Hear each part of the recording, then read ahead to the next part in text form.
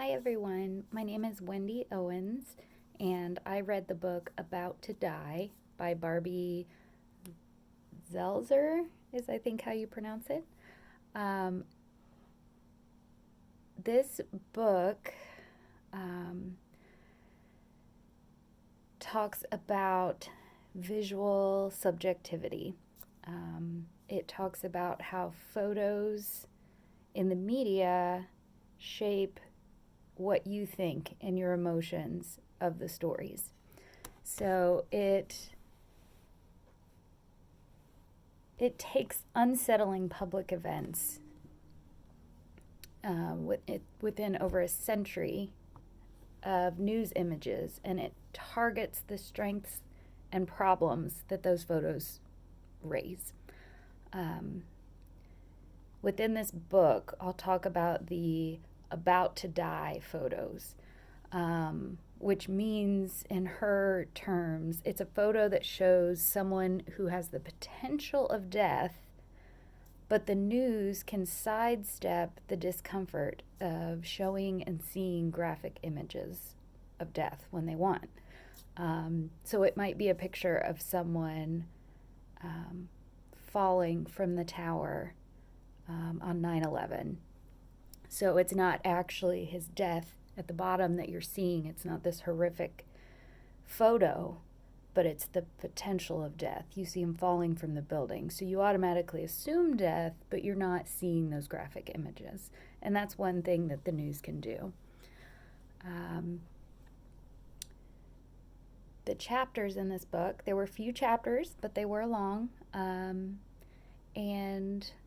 the first chapter talks about the book and what those images are and what about to die photos are, and talks about how subjectively we look at news articles based on those images, and our opinions are based on those images with our emotions. Chapter 2 tracks the importation of the about to die image into journalism and practices characterizing it. So, as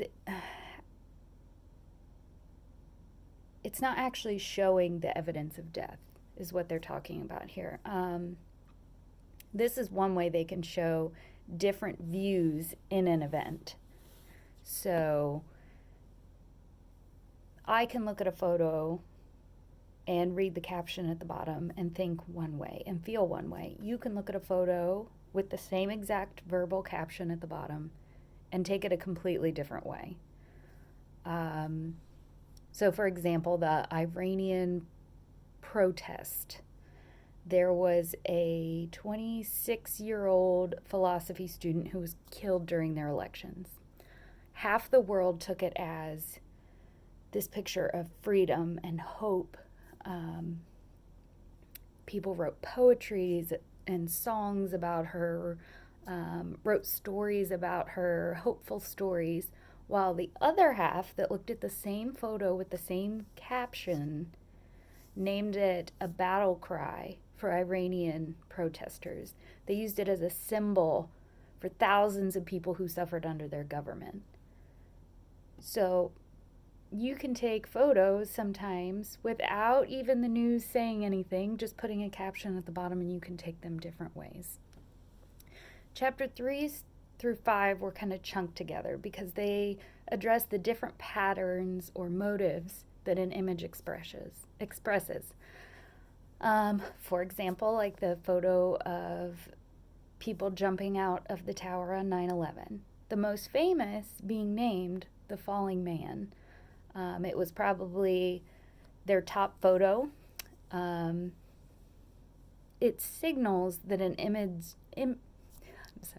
it signals that an image's graphic content complicates its celebration by journalists and news executives.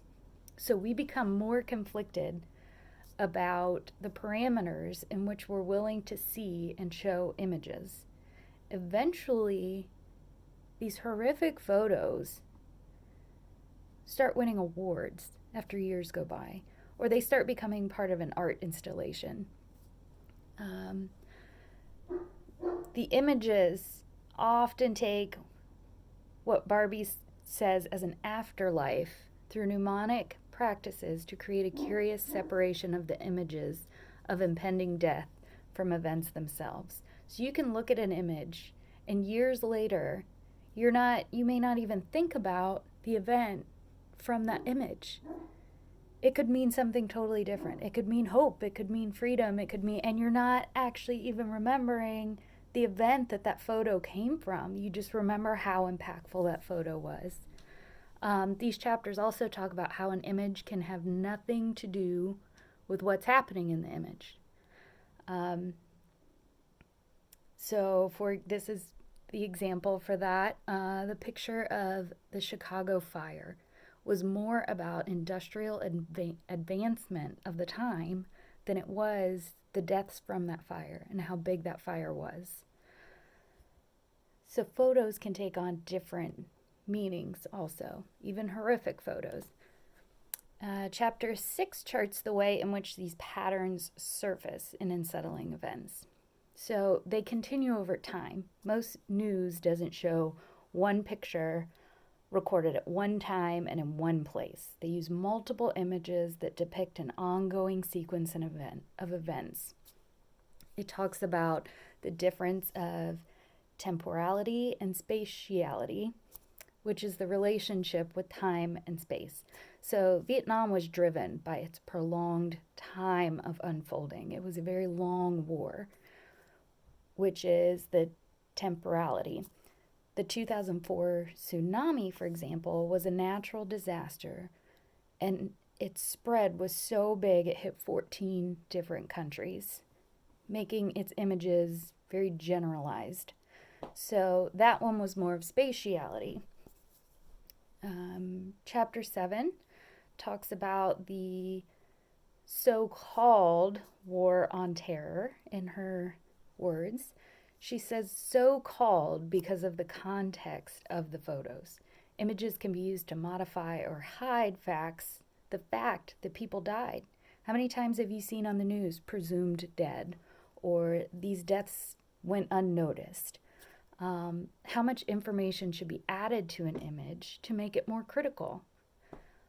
Images are all over the media, and the meaning it starts with, even with clear and verbal text, can rapidly change when it moves to other contexts. So as it moves from the news to the newspaper to social media to wherever the photo goes from there, its meaning can actually change.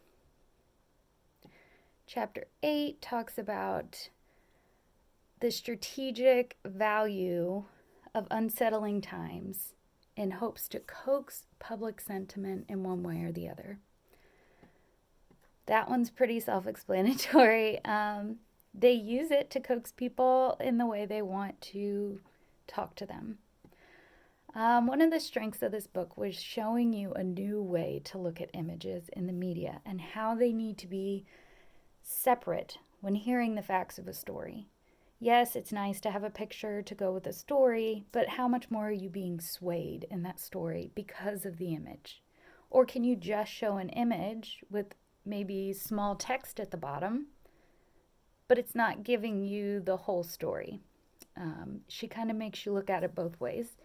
Another strength was that she used images from all the way back in the 1800s to the present. I like that she did that because it shows that we're using the same tactics. The news is using the same tactics for years now, and we keep falling for the same type of controversial news.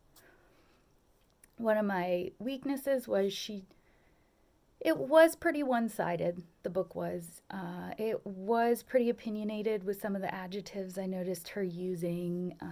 There was quite a bit of negativity towards bad journalism, and I can't say I didn't agree with her, but she didn't have anything from the other side, which I would have, I think, enjoyed hearing because this book was more of an argument. From a rhetorical lens, I asked myself, why did she pick this argument? Why did the author want to show us this information? And I think she wanted us to analyze what we're seeing in the media. She wants us to ask ourselves, can words go deeper than pictures? Can ideas, concepts, explanations, or even facts go deeper than pictures? or a picture's the deepest they can go.